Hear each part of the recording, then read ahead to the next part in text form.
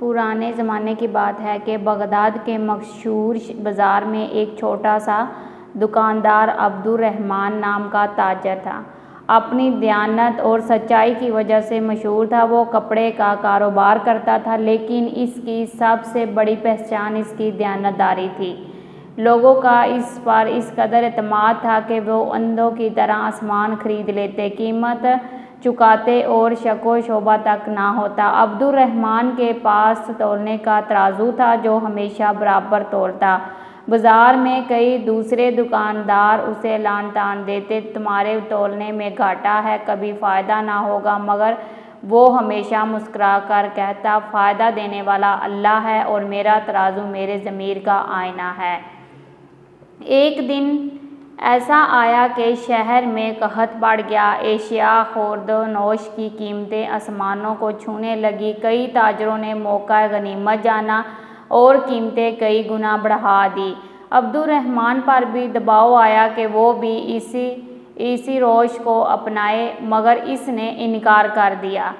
اس کے ساتھیوں نے کہا، عبدالرحمن، یہ کاروبار کا وقت ہے، اگر اب نفع نہ کمایا تو کب؟ عبدالرحمن نے جواب دیا، نفع تو اللہ کے ہاتھ میں ہے، میں اپنے نفس کا سودا نہیں کر سکتا۔ اسی دوران عبدالرحمن کے حالات خراب ہونے لگے، گاہک کم ہو گئے اور اس کی دکان پر مایوسی کے سائے چھا گئے، مگر وہ بدل دل نہ ہوا۔ رات کو سجدے میں گر کر کہتا، یا اللہ، میں نے تیری رضا کے لیے سچ کا راستہ چنا ہے، تو ہی میرا مددگار ہے۔ اس کے ایمان کی آزمائش کیا تھی؟ اب ایک روز ایک امیر شخص اس کی دکان پر آیا۔ اس نے قیمتی کپڑا خریدا اور کہا، ترازو میرے سامنے مت رکھو، بس تول دو۔ عبدالرحمن نے انکار کر دیا، میں ہر کسی کو تول کر دیتا ہوں تاکہ کل قیامت کے دن میرا ترازو گواہی دے۔ امیر آدمی مسکرا کر بولا، تم جیسے لوگوں کی دنیا میں جگہ کم ہے، مگر جنت میں ضرور ہوگی۔ اس کے بعد وہ شخص روز آتا، تھوڑا بہت سامان خریدتا اور عبدالرحمن کے سچائی کے اصول کو دیکھتا۔ چند ہفتوں بعد اس نے اعلان کیا کہ وہ شہر کا قاضی ہے اور عبدالرحمن کے کردار سے متاثر ہو کر اسے شہر کے تاجروں کا نگران مقرر کیا گیا ہے۔ ان کی اب نئی ذمہ داری کیا تھی؟ اب عبدالرحمن پر ذمہ داری بڑھ گئی۔ بازار کی نگرانی، تول کی درستگی، دھوکہ دہی کی روک تھام اس کے فرائض میں شامل ہو گئی۔ اس نے پہلا کام یہ کیا کہ ہر دکاندار سے اس کا ترازو چیک کیا۔ جس کا ترازو کم تولتا اس سے نرمی سے بات کرتا اور کہتا، جو اللہ سے ڈرتا ہے وہ کبھی کم نہیں تولتا۔ کئی دکاندار اس کی بات سے متاثر ہو گئے، بازار کا ماحول بدلنے لگا، انصاف، سچائی اور اعتماد کی فضا پیدا ہو گئی۔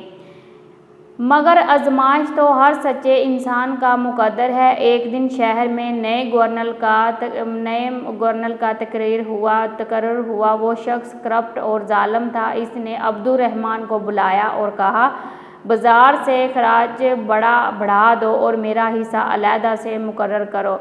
عبدالرحمن نے کہا، میں ظلم میں شریک نہیں ہو سکتا، خراج کا بڑھانا عوام پر بوجھ ہے۔ گورنر غصے سے بھڑک اٹھا، عبدالرحمن کو قید کروا دیا جائے۔ دن رات کی سختی، بھوکا رکھنا، اذیت ناک سوالات کیے گئے، مگر وہ ثابت قدم رہا۔ قید خانے میں بھی وہ قیدیوں کو صبر، دعا اور اللہ پر توکل کی تعلیم دیتا۔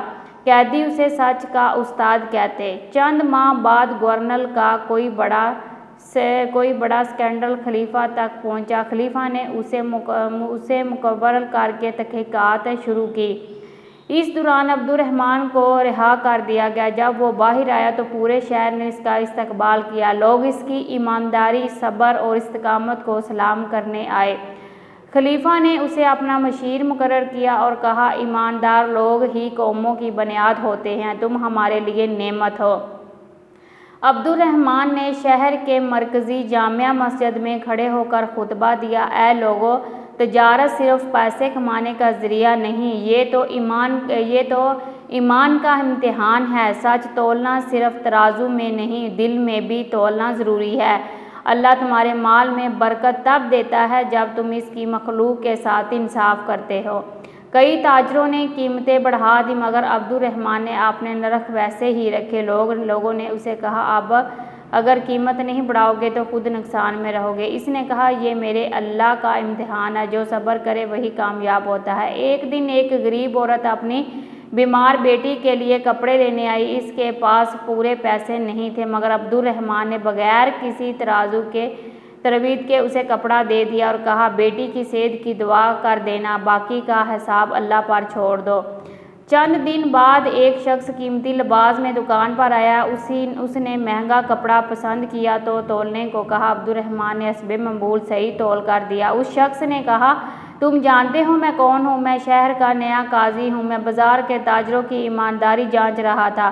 تم واحد تاجر ہو جس نے سچ تول کر دیا۔ اب میں تمہیں شہر کے بازار کا نگران مقرر کرتا ہوں۔ اب عبد الرحمن پر ایک نئی ذمہ داری عائد ہو گئی تھی، کسی کو کم نہ تولے نہ کسی کا جھوٹا حساب، مگر وہ سختی سے نہیں نرمی سے سمجھاتا۔ جو اللہ کو راضی رکھتا ہے اسے کسی اور کی خوشنودی کی ضرورت نہیں ہے۔ رفتہ رفتہ بازار کی فضا بدلنے لگی، لوگوں میں دیانتداری بڑھنے لگی۔ دوسرے شہروں سے بھی لوگ آ کر عبد الرحمن سے مشورے لیتے، مگر جہاں نیکی ہوتی ہے وہاں آزمائش بھی ہوتی ہے۔ ایک دن گورنر نے عبد الرحمن کو طلب کیا اور کہا بازار کا منافع کم ہو رہا ہے، تم خراج بڑھا دو اور ہمیں ہمارا حصہ دو۔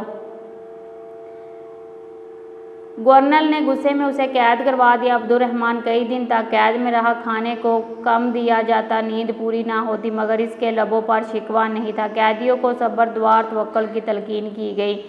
ایک روز خلیفہ شہر کے دورے پر آیا۔ اسے پتہ چلا کہ عبد الرحمن جیسا ایماندار انسان قید میں ہے۔ اس نے گورنر کو مکوژن کر کے عبد الرحمن کو نہ صرف رہا کیا بلکہ شہر کا مشیر خاص بنا دیا۔ عبد الرحمن نے رہائی کے بعد سب سے پہلے مسجد میں جا کر سجدہ شکر ادا کیا، پھر بازار گیا اور لوگوں سے کہا میرے بھائیو، میں کوئی ولی نہیں، صرف ایک گناہ گار انسان ہوں، مگر میں نے سچ کو نہیں چھوڑا۔ سچ بولنے والا وقتی تکلیف میں آتا ہے مگر انجام کار کامیاب ہوتا ہے۔ اس کے بعد عبد الرحمن نے اپنے مشن کو پورے ملک میں پھیلا دیا۔ وہ مختلف شہروں میں گیا، تاجروں سے ملا، بچوں کو دیانت داری کی تعلیم دی، عوام میں شعور بیدار کیا۔ اور ایک دن ایک نوجوان اس کے پاس آیا اور کہا چچا میں بڑا تاجر بننا چاہتا ہوں، کوئی نصیحت کیجیے۔ عبد الرحمن نے مسکرا کر کہا بیٹا تول سچا رکھو، دل صاف رکھو، نیت خالص رکھو۔ سچ تولنے والے کا رزق تھوڑا ہو سکتا ہے مگر بے برکت نہیں ہوتا۔ عبد الرحمن نے اپنی پوری زندگی سچائی، دیانتداری اور توکل پر گزاری۔ جب اس کا وقت قریب آیا تو اس نے اپنے بیٹے کو بلا کر وصیت کی بیٹے اگر کبھی تمہارے پاس دو راستے ہوں، ایک فائدے کا اور ایک سچ کا، تو سچے والے کو چننا وقتی نقصان ہو کیوں نہ کہ سچ اللہ کے قریب لے جاتا ہے اور یہی اصل فائدہ ہے۔ عبد الرحمن کا انتقال ہوا تو پورے شہر نے افسوس کیا۔ اس کی دکان کے باہر ایک تختی آویز کی گئی، یہ وہ جگہ ہے جہاں تول میں کبھی کمی نہ ہوئی اور دل میں کبھی فریب نہ آیا۔ اخلاقی سبق: سچائی وقتی نقصان دے سکتی ہے مگر انجام کار کامیاب بنا دیتی ہے۔ اللہ پر توکل رکھنے والا کبھی محروم نہیں ہوتا۔ دیانتدار تاجر قیامت کے دن نبیوں اور صدیقوں کے ساتھ ہوگا۔ نرمی اور حکمت کے ساتھ اصلاح کرنا زیادہ مؤثر ہے۔ یہ کہانی نہ صرف ایک فرد کی دیانت کی مثال ہے بلکہ ایک پورے معاشرے میں نیکی کے پھیلاؤ کا سبب بھی ہے۔ اللہ ہمیں بھی ایسے کردار ادا کرنے کی توفیق دے، آمین ثم آمین۔